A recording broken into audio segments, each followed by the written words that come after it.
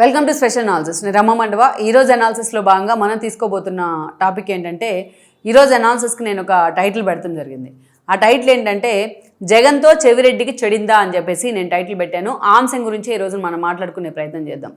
చాలామంది చెవిరెడ్డిని జగన్మోహన్ రెడ్డి దూరం పెట్టారని ప్రచారం చేస్తూ ఉంటే, ఆ దిశగా వైసీపీలో కూడా చర్చ జరుగుతూ ఉంటే, ఎప్పుడైతే ఈ వార్తలు సోషల్ మీడియాలో వచ్చాయో, మెయిన్ స్ట్రీమ్ మీడియాలో కూడా వస్తూ ఉన్నాయో, దానికి సంబంధించి జగన్మోహన్ రెడ్డికి చెవిరెడ్డికి మధ్య సత్సంబంధాలే ఉన్నాయి, చెవిరెడ్డి జగన్మోహన్ రెడ్డితో క్లోజ్ బాండింగే ఉంది, సో చెవిరెడ్డి నేను జగన్మోహన్ రెడ్డి పక్కన పెట్టలేదని చెప్పి జగన్మోహన్ రెడ్డి తన సోషల్ మీడియాతోని ఆయన టీము అంతా కూడా ప్రచారం చేస్తూ ఉన్నారు. కానీ గ్రౌండ్ రియాలిటీస్ ఒకసారి చూసినట్లయితే నిజంగానే జగన్మోహన్ రెడ్డి చెవిరెడ్డిని పక్కన పెట్టారనే విషయం మనకు అర్థమవుతూ ఉంటుంది.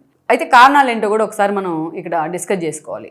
ఒకప్పుడు చెవిరెడ్డి అంటే జగన్మోహన్ రెడ్డికి కరడుగట్టిన కార్యకర్త లాంటి వాడు, ఎమ్మెల్యే అనే కంటే. ఎందుకంటే నిజంగానే ఒక అధినేత కోసం ఆ స్థాయిలో అంత లాయల్గా ఉండే వ్యక్తిని నేను చూడలేదు. అంత లాయల్టీ చూపిస్తారు ఆయన జగన్మోహన్ రెడ్డి అంటే. జగన్ అనే పేరు వింటేనే ఎంత దూరమైనా వెళ్తారు చెవిరెడ్డి భాస్కర్ రెడ్డికి అంతకుముందు వైఎస్ రాజశేఖర రెడ్డితో సన్నిహిత సంబంధాలు ఉన్నాయి. తుడా చైర్మన్గా చేశారు, టీటీడీ బోర్డులో మెంబర్గా చేశారు. అయినా సరే అంతకంటే ఆ తర్వాత జగన్మోహన్ రెడ్డితో ఆయన సెయిల్ అయ్యే ప్రయత్నం చేశారు. ఎంత సాలిడ్గా నిలబడేవాడు అంటే జగన్మోహన్ రెడ్డి కోసం అంత రాక్ సాలిడ్గా నిలబడేవాడు ఆయన.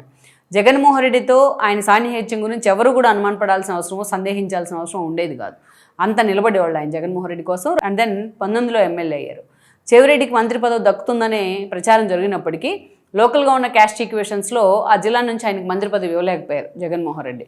సో ఆ రకంగా ఇవ్వలేకపోయినా మళ్ళీ ఆయన్ని స్పెషల్ ఇన్వైటీగా టీటీడీ బోర్డులో కూడా పెట్టారు.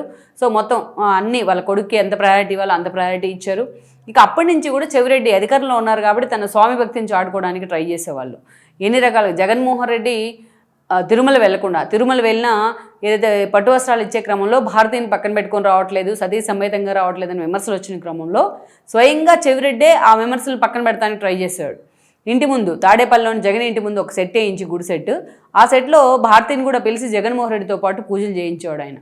సో చూడండి, ఇది ఒక పాజిటివ్గా జనంలోకి ఒక గోశాలు కూడా కట్టించారు. ఇది ఒక పాజిటివ్ వేలో జనంలోకి తీసుకెళ్లే ప్రయత్నం చేసేవాళ్ళు. జగన్మోహన్ రెడ్డి మీద ఎక్కడైనా నెగిటివిటీ వస్తుందంటే దానికి ముందు అడ్డుపడేవాళ్ళు చెవిరెడ్డి.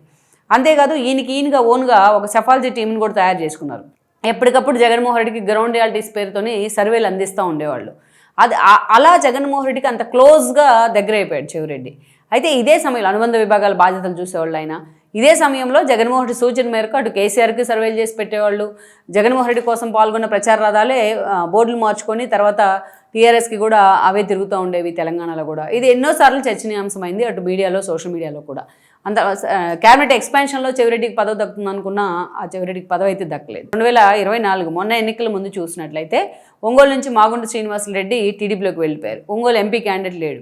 బాలినేని శ్రీనివాసరెడ్డి ఎంత వ్యతిరేకిస్తున్నా సరే బలవంతంగా ఈయన తీసుకొచ్చి చెవిరెడ్డిని జగన్మోహన్ రెడ్డి ఎంపీ టికెట్ ఇచ్చారు. అంటే చెవిరెడ్డి మీద ఎంత కన్సర్న్ ఉందో మనం లెక్కేసుకోవాలి. ఆ తర్వాత మనం చూసే చెవిరెడ్డి కొడుకు అయిన మోహిత్ రెడ్డికి చంద్రగిరి టికెట్ ఇవ్వడం జరిగింది. మొన్నటి ఎన్నికల్లో కూటమి వేవ్లో ఇక్కడ చెవిరెడ్డి ఓడిపోయారు, అక్కడ అతని కొడుకు కూడా ఓడిపోయారు. అయితే అప్పుడు దాకా జగన్మోహన్ రెడ్డి బాండింగ్, జగన్మోహన్ రెడ్డితో చెవిరెడ్డి సత్సంబంధాలు చాలా బాగుండేవి. దాంట్లో ఎవరికి ఎలాంటి అనుమానం కూడా లేదు. రాముడికి హనుమంతుడు లెక్క ఉండేవాడు చెవిరెడ్డి, జగన్మోహన్ రెడ్డి అంటే. అసలు అలాంటి నేతలు, అలాంటి ఎమ్మెల్యేలు ఉండటం కూడా జగన్మోహన్ రెడ్డి చేసుకున్న అదృష్టమే. అయితే ఆ తర్వాత ఏం జరిగిందంటే లిక్కర్ స్కామ్లో చెవిరెడ్డి ఇరుక్కున్నారు. లిక్కర్ స్కామ్లో జరిగిన మొట్టమొదటి అరెస్ట్ ఎవరిదంటే చెవిరెడ్డిదే. ఆయన అంచుడైన వెంకటేష్ నాయుడు కానీ వీళ్ళ లింకులన్నీ బయటపడడం, తెలంగాణలోని ఫామ్ హౌస్లో డబ్బులు దొరకడం, సో చెవిరెడ్డి పేరు ఆటోమేటిక్గా అప్రూవర్గా మారి కొంతమంది బయటపెడతాం. ఆయన అరెస్ట్ అయ్యారు. అయితే అరెస్ట్ అయ్యి అన్ని రోజులు జైల్లో ఉంటే చెవిరెడ్డి, జగన్మోహన్ రెడ్డి ఒక్కసారి కూడా వెళ్ళి ఆయన పరామర్శించలేదు అని ఆయన అభిమానులు చాలా ఫీల్ అయిన సందర్భాలు ఉన్నాయి. ఆయనకు సంబంధించిన ఫ్యామిలీ కానీ ఆయన కార్యకర్తలు కానీ నిజంగానే ఫీల్ అయ్యారు. జగన్మోహన్ రెడ్డి ఈవెన్ మిథున్ రెడ్డిని కూడా పరామర్శించలేదు.